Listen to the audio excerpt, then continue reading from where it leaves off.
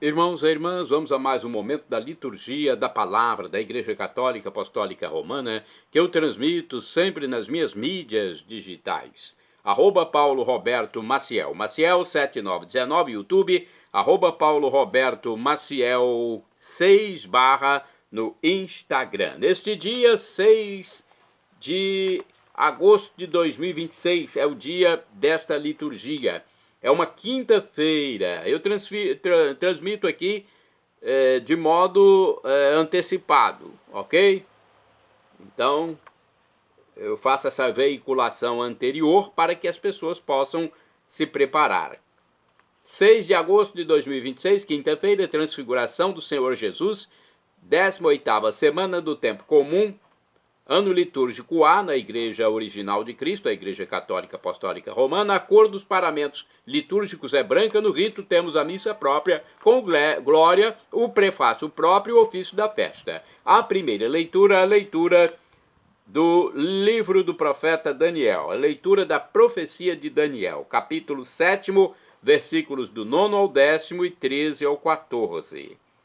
Eu continuava olhando até que foram colocados uns tronos e um ancião de muitos dias aí tomou lugar. Sua veste era branca como a neve e os cabelos da cabeça como lã pura. Seu trono eram chamas de fogo e as rodas do trono como fogo em brasa. Derramava-se aí um rio de fogo que nascia diante dele. Serviam-no milhares e milhões de milhões assistiam-no ao trono. Foi instalado o tribunal e os livros foram abertos. Continuei insistindo na visão noturna, e eis que entre as nuvens do céu vinha um como filho de homem, aproximando-se do ancião de muitos dias, e foi conduzido à sua presença. Foram-lhe dados poder, glória e realeza, e todos os povos, nações e línguas o serviam. Seu poder é um poder eterno, que não lhe será tirado, e seu reino, um reino que não se dissolverá. Palavra do Senhor, graças a Deus. Agora o Salmo responsorial é o 96 na Bíblia Vulgata. Aliás, temos também a possibilidade da segunda leitura. Eu vou fazer a segunda leitura, porque é optativa, mas eu vou fazer. A segunda leitura proposta é segunda carta de São Pedro, capítulo 1, versículos de 16 a 19. Então eu vou fazê-la aqui, mesmo que seja optativa. Caríssimos, não foi segundo fábulas habilmente inventadas que vos demos a conhecer o poder e a vinda de nosso Senhor Jesus Cristo, mas sim por termos sido testemunhas oculares da sua majestade. Efetivamente, ele recebeu honra e glória da parte de Deus Pai, quando do seio da esplêndida glória se fez ouvir aquela voz que dizia: Este é o meu Filho bem-amado, no qual ponho o meu bem-querer. Esta voz nós a ouvimos vinda do céu quando estávamos com ele no Monte Santo, e assim se nos tornou ainda mais firme a palavra da profecia, que fazeis bem em ter diante dos olhos como lâmpada que brilha em lugar escuro até clarear o dia e levantar-se a estrela da manhã em vossos corações. Palavra do Senhor, graças a Deus. Então, é optativa essa leitura, mas nós resolvemos fazê-la aqui. Agora o Salmo responsorial é o 96 na Bíblia Vulgata ou 97 na de Jerusalém. Versículos 31 ao segundo... 31 e segundo, acredito eu, ou 31 e 32, não estou entendendo muito bem aqui. Quinto ao sexto, nono, e o refrão primeiro A a nono A. O refrão é: Deus é Rei, é o Altíssimo, muito acima do universo. Deus é Rei, é o Altíssimo, muito acima do universo. Repitamos: Deus é Rei, é o Altíssimo, muito acima do universo. Deus é Rei, exulte a terra de alegria e as ilhas numerosas rejubilem.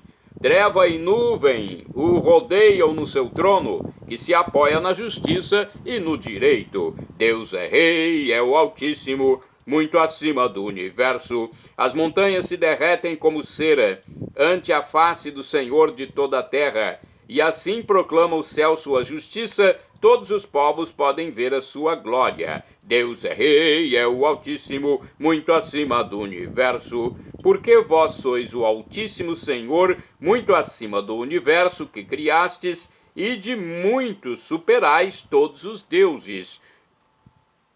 Deus é rei, é o Altíssimo, muito acima do universo. Repitamos, Deus é rei, é o Altíssimo, muito acima do universo. Agora o Evangelho escrito por São Mateus, capítulo 17, versículos do 1º ao 9. Vamos aclamá-lo, depois proclamá-lo. Aleluia, aleluia, aleluia, aleluia, aleluia, aleluia, aleluia. Aleluia! Eis meu filho muito amado, nele está meu bem-querer, escutai-o todos vós. Aleluia, aleluia, aleluia, aleluia, aleluia, aleluia, aleluia, aleluia. O Senhor esteja convosco, Ele está no meio de nós. Proclamação do Evangelho de Jesus Cristo segundo São Mateus. Glória a vós, Senhor. Pelo sinal da Santa Cruz, purificai, Senhor, minha mente, meus lábios e meu coração, para acolher vossa palavra e que ela produza bons frutos na minha vida. Naquele tempo, Jesus tomou consigo Pedro, Tiago e João, seu irmão, e os levou a um lugar à parte sobre uma alta montanha, e foi transfigurado diante deles. O seu rosto brilhou como o sol, e as suas roupas ficaram brancas como a luz. Nisto apareceram-lhes Moisés e Elias conversando com Jesus. Então Pedro tomou a palavra e disse: Senhor, é bom ficarmos aqui. Se queres, vou fazer aqui 3 tendas, uma para ti, outra para Moisés e outra para Elias. Pedro ainda estava falando quando uma nuvem luminosa os cobriu com sua sombra. E da nuvem uma voz dizia: Este é o meu filho amado, no qual eu pus todo o meu agrado, escutai-o. Quando ouviram isso, os discípulos ficaram muito assustados e caíram com o rosto em terra. Jesus se aproximou, tocou neles e disse: Levantai-vos e não tenhais medo. Os discípulos ergueram os olhos e não viram mais ninguém, a não ser somente Jesus. Quando desciam da montanha, Jesus ordenou-lhes: Não conteis a ninguém esta visão até que o Filho do Homem tenha ressuscitado dos mortos. Palavra da salvação. Glória a vós, Senhor. Aqui no livro Liturgia Diária, temos reflexões a hermenêutica, né? Vamos saber o que dizem os textos. Primeira leitura do profeta Daniel. O projeto de Deus julga e vence os projetos diabólicos simbolizados pelos grandes impérios que destroem a liberdade e desprezam a dignidade das pessoas. O Filho do Homem é símbolo do povo fiel, que não se deixa manipular pelos adversários, mas recebe de Deus o reino de justiça e amor que não terá fim. A Igreja vê nesse Filho do Homem a figura do próprio Jesus Cristo, o verdadeiro vencedor dos projetos contrários ao reino de Deus. Na segunda leitura, a carta de São Pedro, que é a optativa, no dia da transfiguração do Senhor, no caso de data útil, a leitura apresenta o que seria o testemunho de Pedro sobre a transfiguração, fruto da experiência direta com a pessoa de Jesus. Nossa fé se fundamenta na palavra de Deus, lâmpada que ilumina a escuridão, e não em fábulas. Os cristãos são responsáveis por dar continuidade ao projeto divino. Pelo seu testemunho, desmascaram toda a tentativa de esvaziar o reinado de Jesus. Temos mais aqui explicações sobre o dia da transfiguração do Senhor. No Monte Tabor, Jesus se manifesta aos discípulos em todo o esplendor de sua vida divina, antecipando a glória de sua ressurreição. Nessa festa, somos convidados a nos deixarmos alcançar pela face luminosa do Filho amado de Deus e ouvir a sua voz, seguir os seus passos. Na primeira semana, vamos passar um pouquinho mais de informação. No seu relato da transfiguração, São Mateus procura apresentar Jesus como o novo Moisés, o servo de Deus, e o profeta que concretiza o projeto divino, que é o reino da justiça e do amor. Os três apóstolos, São Pedro, São Tiago e São João, que acompanharam Jesus, são convidados a transmitir o que viram e ouviram do próprio Mestre. A habitação de Deus no meio da humanidade, Jesus é o Filho amado do Pai Celestial, que precisa ser escutado e seguido. Seu rosto transfigurado é fonte de nossa suprema felicidade. Então é essa a explicação dessa revista. Deixa eu ver se temos mais alguma informação. Temos aqui no site Sagrada Missão algumas informações também. A festa da Transfiguração do Senhor acontece no mundo cristão desde o século V. Ela nos convida a dirigir o olhar para o rosto do Filho de Deus, como fizeram os apóstolos Pedro, Tiago e João, que viram a sua transfiguração no alto do Monte Tabor, localizado na Galileia. O episódio bíblico é narrado por Marcos, Mateus, Lucas, e o Evangelho de São Mateus diz: Jesus tomou consigo a Pedro, Tiago e João e conduziu-os a sós a um alto monte e transfigurou-se diante dele. Então foi a leitura que nós tivemos. O significado dessa festa é e sempre será o mesmo que Jesus pretendeu naquele tempo ao se transfigurar para os apóstolos no monte, ou seja, preparar os cristãos para que, em qualquer circunstância, permaneçam firmes na fé no Cristo Jesus. Melhor explicação só através das inspiradas palavras do Papa São João Paulo II, quando na solenidade de 2002 nos lembrou que o rosto de Cristo é um rosto de luz que rasga a obscuridade da morte, é anúncio e penhor da nossa glória, porque é o rosto do crucificado e ressuscitado, o único Redentor da humanidade que continua a resplandecer sobre nós. Somente em 1457 esta celebração se estendeu para toda a cristandade, por determinação do Papa Calixto III, que quis enaltecer a vitória do ano anterior das tropas cristãs sobre os turcos muçulmanos que ameaçavam a liberdade na Europa.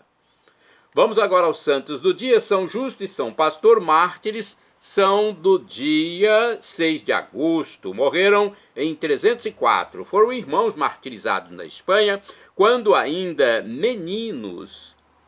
Eles apresentaram-se voluntariamente aos tribunais para professar a fé em Cristo Jesus. São Justo e São Pastor, santos meninos, rogai por mim, rogai por nós. Santo Hormisdas foi papa importante. Faleceu no ano 523. Amante da paz, resolveu o cisma provocado por Acácio no Oriente e combateu a simonia. De acordo com o site do Vaticano, o Papa Hormisdas era natural de Frosinone.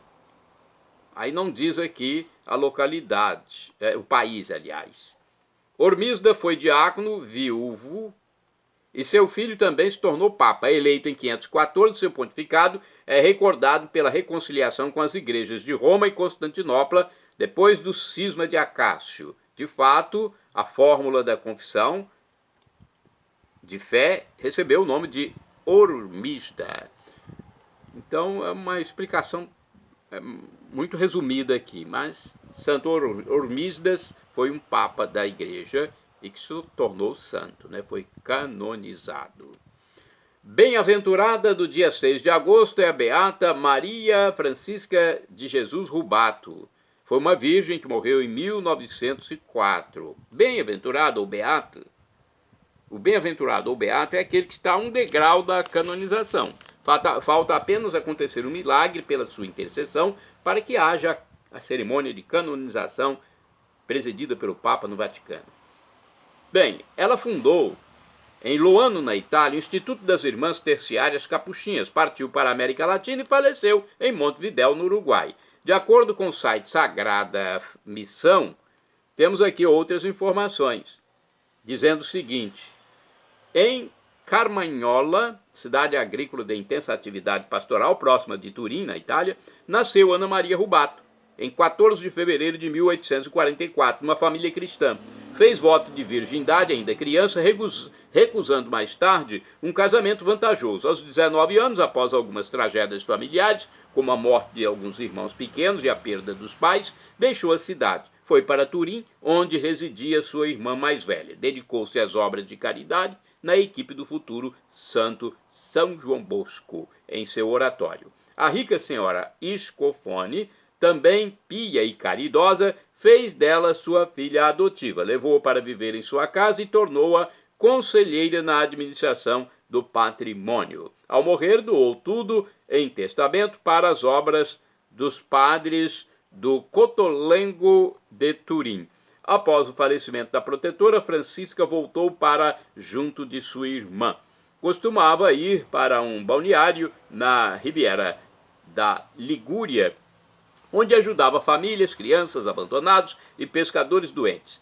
Iniciava-se uma vida comunitária religiosa inspirada no ideal de São Francisco de Assis, sob a direção dos capuchinhos, que tinha, aliás, a direção era de um padre capuchinho, padre angélico.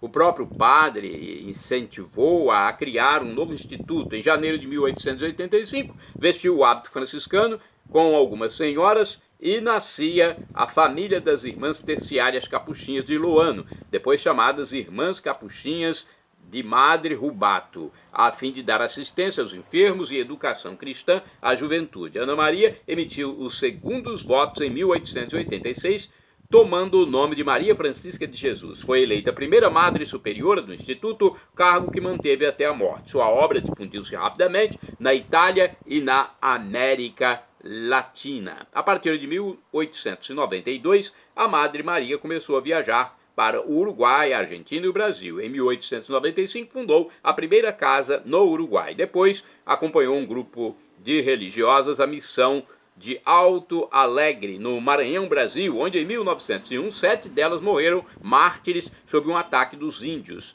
A Argentina também recebeu a semente da sua obra. Ao todo, foram 20 casas abertas em 20 anos, todas organizadas e fundadas por Madre Maria Francisca. Olha que história bonita, hein? Estava no Uruguai, em Montevidéu, quando morreu a 6 de agosto de 1904. A congregação, desde 1964, está presente na Etiópia, África, e o Papa João Paulo II proclamou-a solenemente a primeira bem-aventurada do Uruguai em 1993. Beato do dia 6 de agosto... Tadeu Duni, o bem-aventurado Tadeu Duni, foi mártir, morreu em 1942. Foi um seminarista polonês preso no campo de concentração de Dachau, na Alemanha. Bem-aventurado do dia 6 de agosto é o beato Gesselino, eremita. Morreu mais ou menos no ano 1138. Nasceu em Luxemburgo e viveu como anacoreta num bosque, confiando somente em Deus. Então, anacoreta é aquele eremita que se isola. Shalom Adonai, uma expressão hebraica que significa a paz de Deus, é o que eu desejo para todos vocês. El Shaddai, também do hebraico, significa Deus onipotente, Deus todo-poderoso, ele proverá aquilo que você deseja, se for para o seu bem. O professor e escritor de mais de 100 livros da Igreja Católica, Felipe Rinaldo Queiroz de Aquino, em seu canal no YouTube, diz que Deus pode nos dar uma dessas 3 respostas, sim, não ou espere. Ele tem um programa lá, Pergunte... E ele responde, perguntas e respostas. Então ele nos disse isso. Qualquer das 3 respostas devemos acatar. Até nosso pai aqui na terra dá um não para nós que somos filhos, né? Então imagine Deus, que é onisciente, onipotente, onipresente. Então, se você receber um não de Deus, não se exaspere, não fique contrariado. Eu sei que a gente fica às vezes, eu já fiquei. Mas depois fui perceber que todos os nãos que eu recebi de Deus foram as melhores coisas para a minha vida. Perdão, Senhor, pelos meus pecados, passados, presentes e futuros, físicos e espirituais. Pecados do pensamento, palavras, atos, omissões, e me dê a vida eterna. Meu Jesus, eu quero a vida eterna convosco. Acesse @PauloRobertoMaciel, Maciel 7919.